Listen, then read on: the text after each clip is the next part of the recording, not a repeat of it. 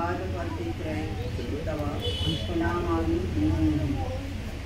शिष्य माता ठाकुरानी ও ত্যাগী সন্তানদের হাসতে যুগবৎ ধর্মপ্রবর্তনের গুরুদায়িত্ব অর্পণ করিয়া কাশীপুরের উদ্যানবাড়িতে লীলা সংবরণ দেব মানব শ্রীরামকৃষ্ণের রৌরাজীর্ণ দেহ ক্রমেই শীতলতর হইতেছে এবং জীবনী শক্তি হ্রাস পাইতেছে, দ্রুত হ্রাস পাইতেছে দেখিয়া শ্রী মা স্থির থাকতে পারলেন না। তিনি নিজের জীবনে সিংহবাহিনী দেবী করুণা উপলব্ধি করিয়াছেন। জগদ্ধাত্রী দেবীর কৃপায় পৃথিবীগুলি সুদিন ফিরিয়া আসিতে দেখিয়াছেন। আরও কত দিকে, কত বাচ্চে, কত দুর্দিনে ভগবানের মঙ্গলহস্তের নিদর্শন পাইয়াছেন। আজ কি সেই অনাথনাথ এই সংকটকালে মুখ তুলিয়া চাইবেন না? শ্রীরামকৃষ্ণ বধূজানা সত্যি চোখের জলে তাহার হৃদয় গড়িবে না? অনেক ভাবিয়া মা স্থির করিলেন যে সর্বজীবের সর্বপ্রকার কামনা পূরণকারী তারকেশ্বর মহাদেবের মন্দিরে হত্যা দেবেন।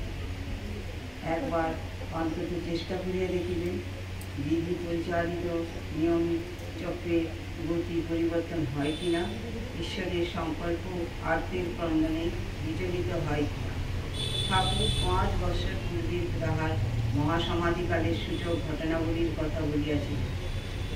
তিনি যার তার হাতে খাইবেন, কলকাতায় রাত্রিবাস করবেন এবং নিজের খাবারের অগ্রভাগ অপরকে দিয়ে পরে নিজে খাইবেন। দক্ষিণেশ্বর ছাড়িবার পূর্বেই এই লক্ষণগুলি মিলিয়া গিয়াছিল।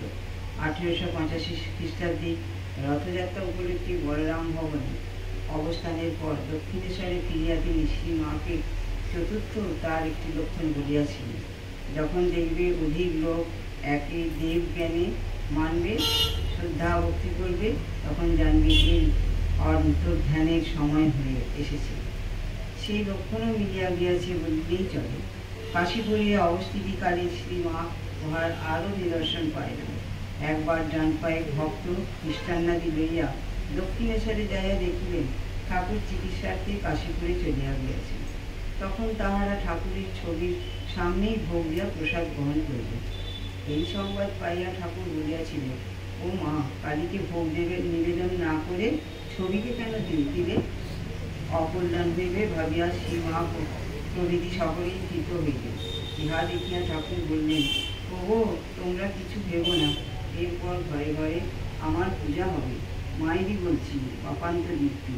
সুতরাং মায়ের বুঝিতে বাকি ছিল না যে শুধু দেবতাই বাম নহেন, শ্রী ঠাকুরও লীলাবং সংবরণে সেদিক হইতে বিশ্বাসে বুক বাঁধিবার মতো কিছুই ছিল না। তবু বিশ্বাস ভাঙিলেও আসা যায় না, আর অকুলের খান্ডারিকে না ডাকিয়াও কেহ চুপ করিয়া থাকিতে পারে না। গেলেন, ঠাকুর আপত্তি করিলেন না। সঙ্গে কাকারা ছিলেন জানান, হয়তো লক্ষ্মী দেবী ছিলেন এবং একজন ছিল। সেখানে শ্রীমা 2 দিন নিরম উপবাসে কাটাইলেন। দেবতার কৃপায় আভাস ফিরিল না। পরবর্তী ঋষিতে শ্রীমা ঠিক একইভাবে মহাদেবের করুণা ভিখারিণী হইয়া পড়িয়া আছেন।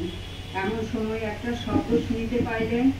সাজানো অনেকগুলি হাঁড়ির উপর আঘাত করিয়া উহা ভাঙিয়া দিলে যেমন আওয়াজ হয়, এ যেন সেই রকম।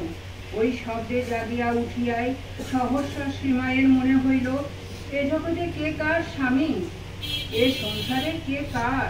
কার জন্য আমি এখানে প্রাণ হত্যা করতে বসেছি?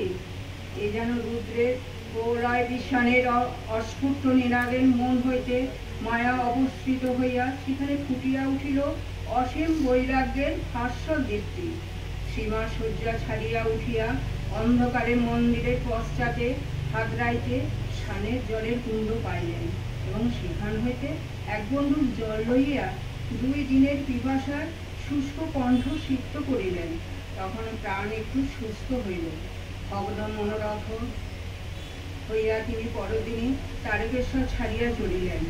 খণ্ড মানব মন কোনো কোনো বিশেষ সময়ে শ্রী ভগবানের অচিন্তনীয় প্রেরণায় জাগতিক সসীমতার ঊর্ধ্বে অবস্থিত বিরাট মনের সহিত একীভূত হইয়া এমন এক অখণ্ড দীপ্তিভঙ্গি প্রাপ্ত হয় যাহার প্রভাবে সে মরজ জগতের সম্বন্ধাদির সহিত অবিচ্ছেদ্যভাবে গঠিত সমস্ত পূর্ব সংকল্পে অযৌক্তিকতা দর্শনে উহা স্বেচ্ছায় বর্জন করে।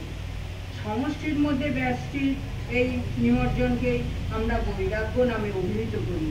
সেই বৈরাগ্য প্রভাবে সংকল্পচ্যুতা শ্রীমা কাশীপুরে ফিরিয়া আসিলে ঠাকুর সব জানিয়া শুনিয়াও রহস্য করিয়া বলিলেন, কি গো, কিছু হলো? কিছুই হলো না। ঠাকুরের তিরোধানকাল অপ্রতিহত বেগে অগ্রসর হইতেছে। উহার অন্যথাকরণ মানবের সাধ্যায়ত্ত নয়। ইহার আভাস সীমা অন্যভাবেও পাইয়াছিলেন। তিনি বলিয়াছিলেন, ঠাকুরও স্বপ্নে দেখেন ওষুধ আনতে হাতি গেল, হাতি মাটি খুঁজছে ওষুধের জন্য। এমন সময় গোপাল এসে স্বপ্ন ভেঙে দিল। আমাকে জিজ্ঞাসা করলে, তুমি স্বপ্ন টপ্ন দেখো? দেখলুম মা কালী ঘাড় কাজ করে রয়েছে। বললুম, মা তুমি কেন এমন করে আছো? মা কালী বললেন, ওর ওইটের জন্য। ঠাকুরের গলার ঘা দেখিয়া আমারও হয়েছে। শ্রীমা তখনই বুঝিলেন যে স্বয়ং মা কালী ঠাকুরের ব্যথায় ব্যথিত হইয়াও যদি তাহাকে নিরাময় করিতে না পারেন বা চাহেন, তবে মানুষের আর কি কথা।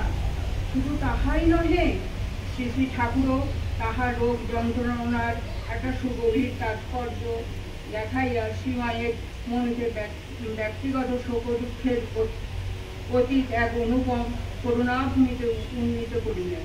তিনি বলিলেন, যা ভোগ আমার উপর দিয়েই হয়ে গেল, তোমাদের আর কাউকে কষ্ট ভোগ করতে হবে না। জগতের সকলের জন্য আমি ভোগ করে গেলাম। শ্রীমায়ের সত্যই উপলব্ধি হইল যে জগৎ কল্যাণে অবতীর্ণ শ্রী শ্রী ঠাকুরের ব্যাধি উহাই প্রকৃত ব্যাখ্যা। নতুবা তাদৃশ্য অপারবিদ্ধ দেহে এইরূপ যন্ত্রণার আর কি কারণ থাকিতে পারে? নমস্কার।